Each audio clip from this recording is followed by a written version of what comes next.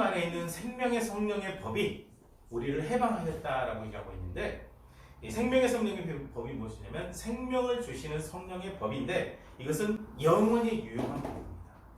영원히 유효하다라고 하는 것은 하나님께서 우리에게 허락하신 것이기 때문에 절대로 변하지 않는 법이다라고 말씀드릴 수가 있겠습니다. 그래서 누구든지 주님의 이름을 부르는 자는, 누구든지 예수 그리스도를 믿는 자는 구원을 얻는다라고 하는 것은 영원한 진리가 되는 겁니다. 그래서 이 법, 생명의 성령의 법이 제정되었기 때문에 모든 사람들은 이제 죄와 사망의 법에서, 즉 믿는 모든 사람들은 죄와 사망의 법에서 해방이 되었고, 또 믿지 않는 사람들도 죄와 사망의 법에서 해방될 수 있는 길이 열리게 되었다라고 분명히 언급을 하고 있습니다.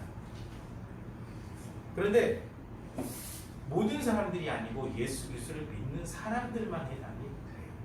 근데 너무 중요합니다. 요즘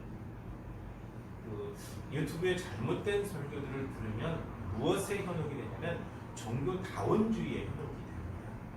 지금 종교다원주의가 강단에까지, 교회 강단에까지 침범해 들어왔거든요.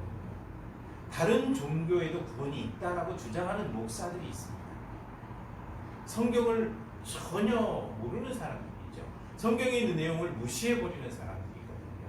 근데 성경은 분명히 하나님께서 성경을 통해서 말씀하신 건데요, 예수 그리스도 안에 있는 사람에게만 구원이 있습니다. 이것은 불변의 진리가 되는 거죠. 그래서 죄와 사망의 법에서 해방되었다라고 할 때, 이 해방이라고 하는 단어는 완전히 묶였던 것에서 풀려났다라는 거죠. 그래서 이 해방이라는 단어가 어디로 연결되는 거냐면요, 출애굽기로 연결이 됩니다. 요셉이 이집트 총리로 있을 때 전 지역에 가뭄이 들었습니다. 7년 대흉년이죠. 7년의 대풍년 다음에 이어지는 흉년. 파라오의 꿈을 통해서 하나님께서 이미 예고하셨고 그것을 그대로 이루셨습니다. 그리고 흉년이 2년째 이어지던 해에 야곱이 가족들을 데리고 이집트로 들어갔죠. 완전히 이민을 간 겁니다.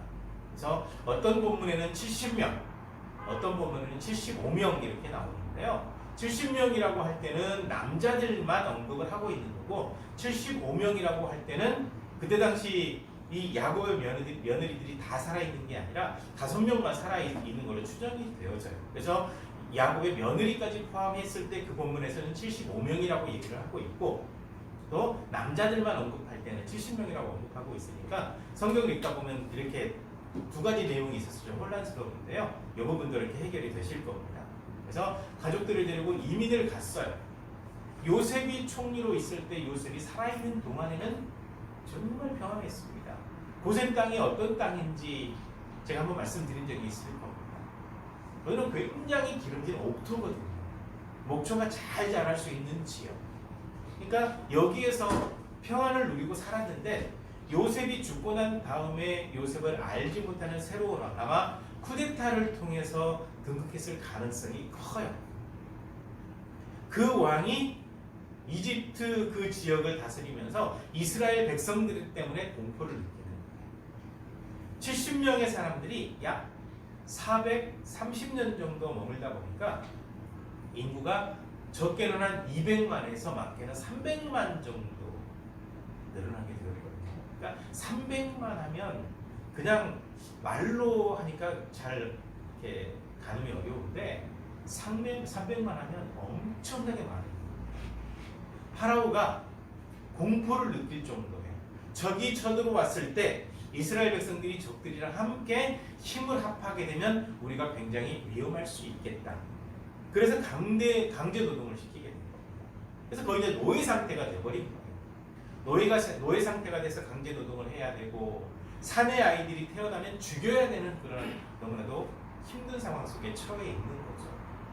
바로 그때 하나님께서 이스라엘 백성들이 탄식하고 기도하는 소리를 들으시고 아브라함과 했던 그 약속을 지키신 사건이 출애굽 사건입니다. 아브라함에게 분명히 말씀하셨거든요. 너의 후손이 이방에서 객이 되어서 살다가 4대 만에 나오게 될 것이다. 그리고 그냥 나오는 것이 아니라 내가 거기에 재앙을 내리게 될 거고 그들이 나올 때 빈손으로 나오지 않을 거라고 분명히 말씀하셨는데 그 말씀 약속 그대로 10가지 재앙을 내리시고 나올 때 이집트 사람들에게서 금은 보화를 다 받아가지고 옷까지 다 받아가지고 나오게 하셨습니다. 이게 해방이거든요. 노예 상태에 머물러 있는 사람들을 불러내어서 적과 꿀이 흐른다. 가나안 땅으로 하나님께서 들어가게 하시고 그 땅을 차지하고 평화롭고 자유롭게 살게 하실 거예요. 해방이 이렇게 연결이 되어지는 거예요. 그래서 출애굽기는 무엇의 그림자냐면요. 죄의 노예로 살고 있는 우리들을 예수 그리스도를 통해서 구원하셔서 영원한 가나안, 영적인 가나안, 천국까지 인도하시는 내용의 그림자가 바로 출애굽기거든요. 그래서 해방이라고 하는 단어가 이렇게 사용되는 겁니다. 죄와 사망의 법에서 이집트에 있는 이스라엘 백성들을 노예에서 해방시키듯이 죄의 노예로 있는 우리를 해방시키셔서 하나님의 자녀 삼으시고 영원한 나라에 들어가게 하셨다라는 거죠. 하나님께서 이 약속을 지키셨거든요. 그리고 이렇게 해방된 죄와 상관이 없는 모든 죄가 다 용서된 상태로 거룩하게 살기 원하시는 하나님, 그 마음이 바로 여기에 담겨 있는 겁니다. 그래서 거룩한 백성들이 이제 하나님의 뜻대로 살아야 되는데 이 뜻을 잘 몰라요. 그래서 하나님의 뜻을 가르쳐 주셨는데 그것이 바로 율법입니다. 하나님과 관계에서 살아가야 될 법. 내 자신이 어떻게 거룩해질 수 있을 것인가. 이웃과의 관계는 어떻게 맺어갈 것인가. 그래서 하나님 사랑, 자기 사랑, 이웃 사랑 이렇게 귀한 법을 주셨습니다. 그러니까 율법이라고 하는 것은 굉장히 귀한 법입니다. 백성들을 하여금 지키고 복받게 하려고 정죄하려고 주신 것이 아니라 지켜서 가나안 땅에 들어가서 평안하고 영원히 복받고 살아가게 하기 위해서 주신 것이 바로 율법이거든요. 그러면 하나님도 율법대로 행하셨을까라고 하는 의문이 생길 겁니다. 하나님께서도 율법대로 행하셨습니다. 당연히 행하셨죠.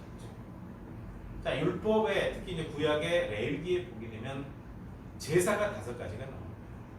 번제, 완전히 드려드리는 번제, 곡식으로 제사 드리는 소제, 감사함으로 드리거나 소원의 예물로 드리는 화목제, 그 다음에 죄를 완전히 씻기 위해서 드리는 속죄제, 그 다음에 내가 알지 못하는 사이에 하나님의 계명을 어겼을지 모르기 때문에 드리거나 모르고 범했던 것을 나중에 알게 되었을 때 하나님 앞에 드리는 속건제, 이 5대 제사가 있거든요.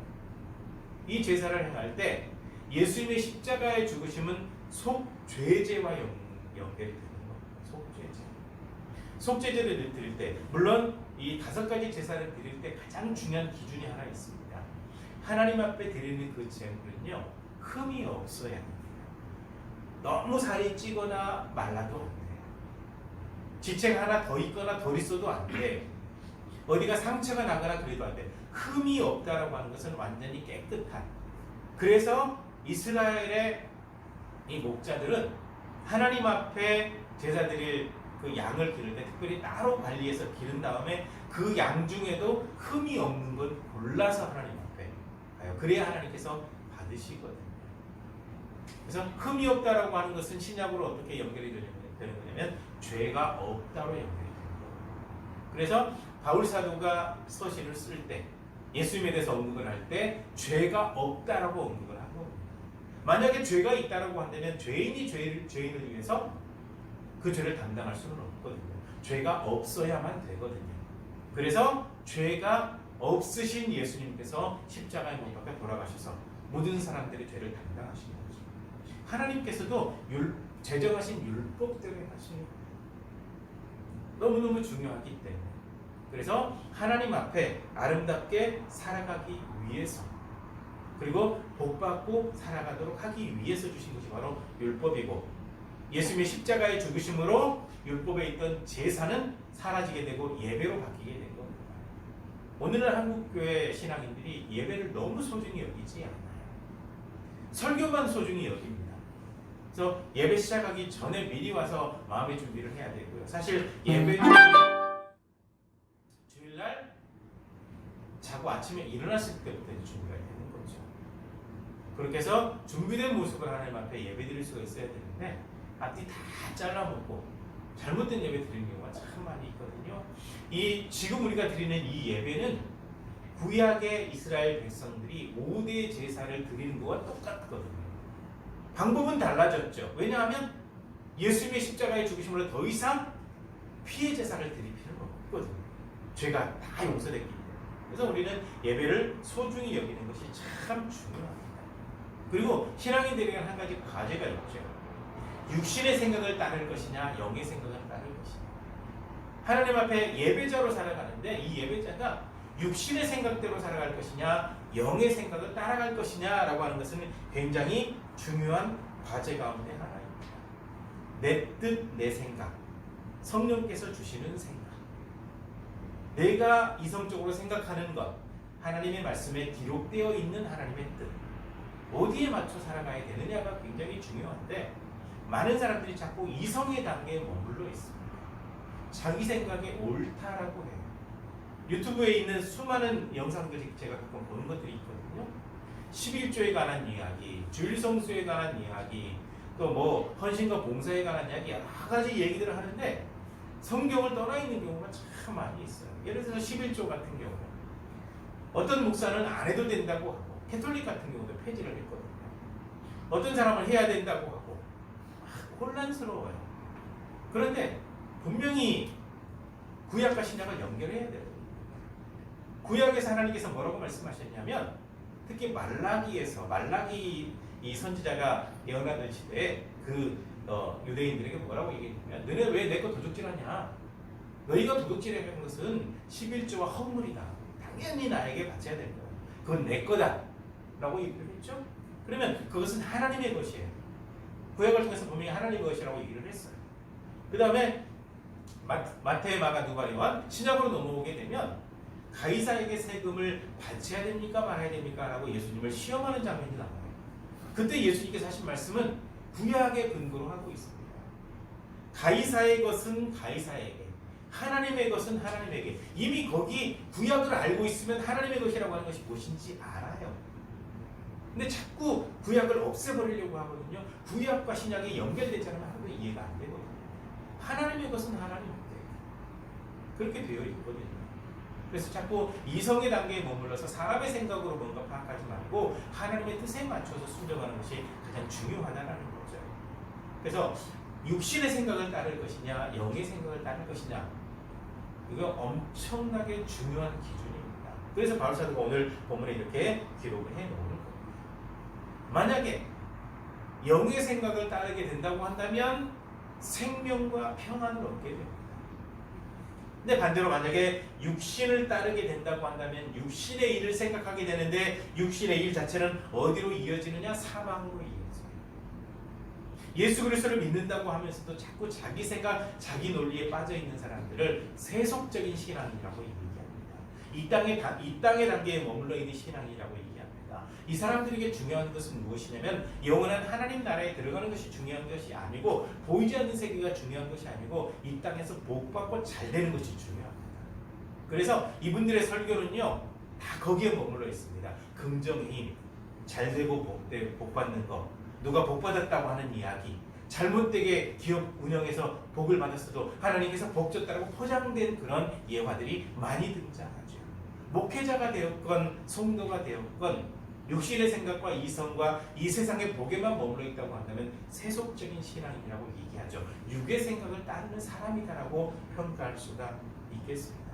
그래서 육의 생각은 사망이라는 거죠. 그리고 육의 생각은 하나님과 원수가 된다는 거죠. 원수된다는 것은 등진다라는 거죠. 간단한 겁니다. 하나님과 멀어져 버렸다. 하나님과 멀어지게 되는 겁니다. 그래서 사망으로 연결되게 되는 거죠. 근데 영을 따르는 사람은 영의 일을 생각하는 겁니다. 성령 안에서 하나님의 뜻을 먼저 생각하기 때문에 바로 이런 사람들을 영적인 신앙이라고 얘기합니다. 올바른 신앙이죠. 내 생각에 이것이 옳은 것 같지만 하나님께서 원하시는 뜻이 어디 계실까라고 찾는 사람들, 기도하는 사람들, 하나님께 맡길 줄 아는 사람들, 영적으로 깨어있는 사람들, 바로 이런 사람들에게 생명과 평안이 있다는 겁니다. 영원한 생명, 영생뿐만 아니라 하나님께서 주시는 평안이라는 거죠. 이 평안은 샬롬으로 이어지게 되거든요. 이 샬롬은 굉장히 광범위한 뜻이 있습니다. 믿음 안에, 신앙 안에 영적으로 잘 되는 것, 기도하는 기도의 제목들이 응답되어지는 것, 운영하는 기업이 잘 되어지는 것, 직장이 안정되어지는 것, 내 모든 미래가 열려지는 것, 어떤 모든 일들이 잘 풀려가는 것, 가족들이 서로 관계가 좋은 가운데 살아가는 것, 이 평안, 샬롬이라고 하는 것은 굉장히 광범위한 것. 하나님과 영적인 관계 속에 들어가게 되면 나머지 모든 것들을 하나님께서 다 책임져 주신다는 거예요. 그래서 생명과 평안이다라고 여기에 언급하고 있는 겁니다. 그러니까 영을 다한다라고 하는 것은 굉장히 중요해요. 그래서 성령 충만을 강조하고 있는 거예요. 그 다음에 두 번째 내용은 무엇이냐면 성령이 우리 안에 있어야 그리스도의 사람이라는 겁니다. 성령이 우리 안에 있어야 돼요. 그래서 모든 사람들은 성령의 충만함을 받아야 되는데 성령 충만함을 우리가 원하는 대로 받는 게 아니에요.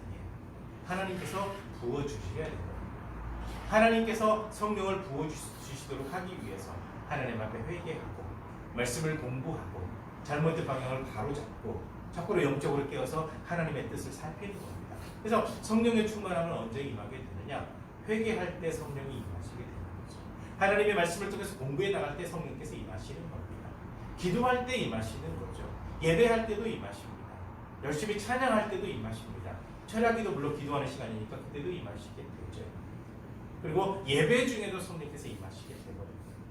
그래서 성령께서 임하시는 체험은 굉장히 다양합니다. 그래서 어떤 특정한 거라고 딱 모델을 세우기가 어려워요. 각 사람의 형편과 상황에 맞게 의심이 많은 사람에게는 확실하게 보여주시고 의심이 많지 않고 확실하게 믿음을 가지고 있는 사람은 그냥 마음속에 확신을 넣어주시기도 하고 굉장히 다양한 방법으로 성령을 부어주시는데요. 성령께서 임하시는 이 체험을 하는 것이 굉장히 중요합니다. 그래서 성령께서 우리 안에 거하시지 아니하면 그리스도를 주라 시인할 수도 없어요. 그러니까 교회 안에 나오는 사람들 가운데 예수 그리스도를 주라고 시인하지 못하는 사람들이 분명히 있어요. 그거는 저는 분명히 목회자들이 잘못했다고 생각합니다. 교회 안에 데리고 오는 것이 전도가 아니고 성경을 통해서 진짜 신앙을 가르치는 것이 전도인데 교회 나오는 걸로만 만족해요. 어떤 분들은 예배 시간에 설교를 통해서도 충분히 교육이 가능하다고 생각합니다. 그렇지 않아요. 성경을 하나씩 하나씩 가르치는 게 필요하고요. 이 가르치는 과정에서 성령께서 임하시게 되거든요. 굉장히 중요합니다. 그래서 하나님의 영이 우리 가운데 거하지 아니하시면 그리스도를 주라 시인할 수 없고 성령이 우리 안에 거하지 아니하면 그리스도의 사람이 아니에요. 그래서 그리스도의 사람이 아닌 사람들이 바로 세속적인 신앙인으로 같이 교회 안에 앉아 있어요. 예수님께서 말씀하신 것처럼 알곡이 있는가 하면 쭉정이도 있고 가라지도 있어요. 교회 안에. 분명히 기억해야 됩니다. 그래서 우리의 믿음을 바로 세워나가는 것이 정말 중요한 거예요. 우리 마음속에 조금만 빈틈이 있으면 뭐가 이 삐집고 들어오냐면 사탄이 삐집고 들어와요. 그래서 교회를 망가뜨리는 사람, 자꾸 나쁜 말을 하게 하는 사람, 성도 사이를 이간질시키는 사람, 목회자와 성도 사이를 이간시키는 사람들이 생겨요. 이간질시키는 사람들이 생겨요. 그렇죠? 성령 안에 거하지 아니하고 육신의 생각 속에 머물러 있기 때문에 그래요. 그래서 영이 거하지 아니하시면 그리스도의 사람이 아니라라고 하고 있거든요. 그래서 성령 충만함 안에 거해야 되는 겁니다. 말씀으로 무장하는 가운데 하나님의 영으로 충만함을 받아야 돼요. 그래야 흔들림이 없어요. 그래야 영이 말씀하시는 대로 성령 하나님께서 말씀하시는 대로 우리가 순종할 수 있는 겁니다.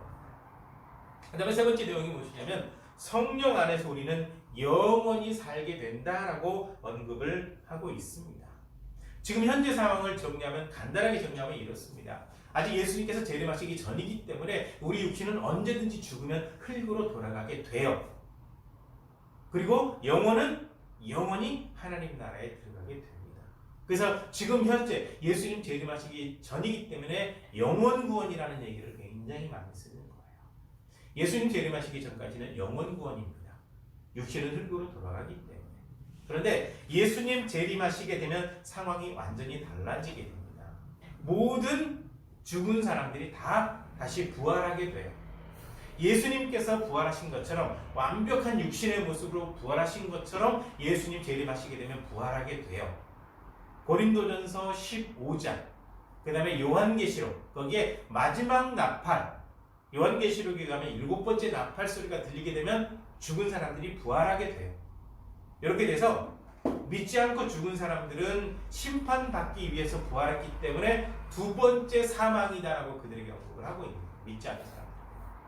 그리고 믿고 신앙을 지키는 가운데 예수님 재림하시기 전에 죽었던 사람들은 호련히 일어나서 재림하신 예수님을 만나게 되고, 그 다음에 예수님 재림하실 때까지 살아있는 사람은 죽음을 맛보지 않고 주님을 맞이하게 되는 거죠. 이렇게 돼 있는 거예요. 그래서 지금 현재 상황은 영원 구원에 초점이 맞춰져 있습니다만, 예수님 재림하시게 되면 모든 사람들이 부활하게 돼요. 영원한 생명은 이미 현재 살아가는 우리에게도 주어져 있고, 또 예수님이 재림하신 이후에도 계속 이어지게 됩니다. 그러니까 영원한 삶이 되는 겁니다. 바로 성령 안에 거할 때, 영의 생각을 할 때, 영의 생각을 쫓아갈 때 그렇게 된다라고 분명히 말씀을 하고 있는 겁니다. 그래서 중요한 것은 우리가 이미 믿음으로 영생을 얻었는데, 영생을 얻은 사람들은 영의 생각을 쫓아가는 사람들이라고 분명히 여기에 언급을 하고 있는 겁니다. 그래서 믿음 안에 있는 사람은요, 육의 생각보다는 영의 생각을 훨씬 많이 해야 돼요. 성령이 우리 가운데 거하게 되었을 때, 이 로마서 오늘 본문 말씀 뒤로 넘어가 8장 15절에 어떤 게 나오냐면, 우리가 무소하는 종의 영을 받지 아니하고 양자의 영을 받았으므로 아빠 아버지라고 부르짖느니라 라고 하고 있거든요. 하나님은 아빠라고 부릅니다. 아바라고 하는 것은 우리말로 하면 아빠거든요. 그래서 양자의 영, 지금 이 로마에 보내는 편지에 양자의 영으로 되어 있죠. 아마 여러분들 벤허라고 하는 영화를 보신 적이 있을 겁니다. 옛날 판은 한 3시간 30분 정도 되고, 또 최근에 한 2019년도인가 나온 거는 좀 시간이 좀 짧아요. 그렇게 되어 있는데, 이 유다 베너라고 하는 사람이 억울하게 누명을 쓰고 이 전쟁하는 배에 노를 젓는 노예가 됐어요. 노예가 됐는데 그 배가 파손될 때 그 배의 사령관을 구하게 됐는데, 이 사령관에게 마침 자녀가 없어요. 그래서 유다 베너를 사령관이 자기 아들 삼아요. 그래서 로마의 귀족이 되어버립니다. 유대인인데 로마의 귀족이 되어버립니다. 그러니까 양자 된다라고 하는 것이 무엇인지 로마에서는 잘 알아요. 양자가 된다라고 하는 것은 완전히 친아들이 되어버리는 거거든요. 그러니까 양자형을 받았다라고 하면 하나님의 완전한 아들이 된다, 완전한 자녀가 된다라는 그런 의미로 이 사람들이 해석할 수 있거든요. 그래서 이거는 로마에 있는 사람들이 잘 이해하기 때문에 양자의 영이다라고 이렇게 표현을 한 거죠. 양자의 영이라고 하자면 이것이 바로 성령인 겁니다. 하나님의 영. 그래서 성령 안에 거한다고 하는 것은 정말로 중요하다라는 거죠. 왜냐하면 우리가 하나님의 나라를 상속받게 되었거든요. 지금은 아니죠. 이 땅을 살고 있기 때문에. 근데 주님께서 우리를 부르시거나 아니면 주님께서 재림하시게 되면 하나님 나라에서 영원히 사는 사람들이 되는 거죠. 하나님께서 우리를 그렇게 인쳐주셨기 때문에. 그래서 믿음을 가지고 있다, 성령 안에 거한다, 하나님의 양자가 되었다 라고 하는 것은 굉장히 중요한 의미를 담고 있습니다. 그래서 이렇게 하나님의 거룩한 백성들이 되었다고 한다면 육의 생각에 빠지지 말라는 거죠. 육의 생각에 빠지게 되면 자꾸 타협을 하게 돼요. 주변에도 굉장히 많이 봤을 겁니다. 여러 가지 많은 문화, 환경, 상황에 다 타협하고 살아요. 그러면서도 어쩔 수 없다라는 거죠. 그들을 만나고 그들과 교제하기 위해서는 어쩔 수 없다라고 하는 거죠. 그건 타협입니다. 근데 성령 안에 거하게 되면 타협하지 않아요. 타협할 필요가 없습니다. 하나님의 뜻에 순종하는 것이 정말 중요하기 때문에 그렇습니다. 그래서 영적인 생각 안에 거하는 것이 굉장히 중요하죠. 그래서 육의 생각과 영의 생각을 딱 비교해서 얘기하면서 진짜 하나님 앞에 거룩하게 서 있는 사람은 영적인 생각에 빠져 있지만 그렇지 않은 사람은 육의 생각에 잡혀 있다라고 얘기를 하면서 육의 생각에 잡혀 있는 지금 아직 신앙이 세워지지 않은 모습인지 신앙이 올바로 세워져 있는지 분별하라라고 지금 이 말씀을 우리에게 주고 있는 겁니다. 우리는 육의 생각에서 자유롭지는 못해요. 맞죠? 끊임없이 악한 생각들이 올라오잖아요. 자유롭지 못해요. 그래서 하나님의 영으로 우리가 충만함을 받아야 그 생각을 거스려서 이겨나갈 수가 있어요. 그래서 우리가 끊임없이 성령의 충만함을 받아야 되는 겁니다. 그래서 성령 충만함 받는다는 단어 자체도 미완료예요. 계속해서 체험을 받아야 되거든요. 분노하거나 악한 생각을 딱 품게 되면 성령이 소멸되어 버립니다. 금방 악해져 버려요. 그래서 우리는 육의 생각에서 자유로울 수는 없지만 성령과 동행하는 삶을 통해서 영의 생각 속에 들어가고 하나님의 뜻에 순종하고 이렇게 살아가는 영적인 신앙인이 되어야 된다는 거죠. 이렇게 영적인 신앙인이 될 때 하나님께 영광을 돌릴 수 있고 영적인 신앙인이 될 때 하나님 나라가 있음을 많은 사람들에게 증거할 수가 있거든요. 바로 그런 신앙의 모습이 되라고 이 본문 말씀을 통해서 우리에게 말씀하고 있거든요. 그래서 영의 생각을 따라가는 신앙인이 되기 위해서 영적으로 깨어있는 삶, 하나님의 말씀으로 무장하는 삶, 늘 기도하는 삶, 이런 모습이 되어서 영의 생각, 성령께서 주시는 생각을 쫓아가는 거룩한 믿음의 삶을 통해서 하나님께 영광 돌리는 아름다운 신앙이 되시기를 주님의 이름으로 간절히 부탁을 드립니다. 기도하시겠습니다.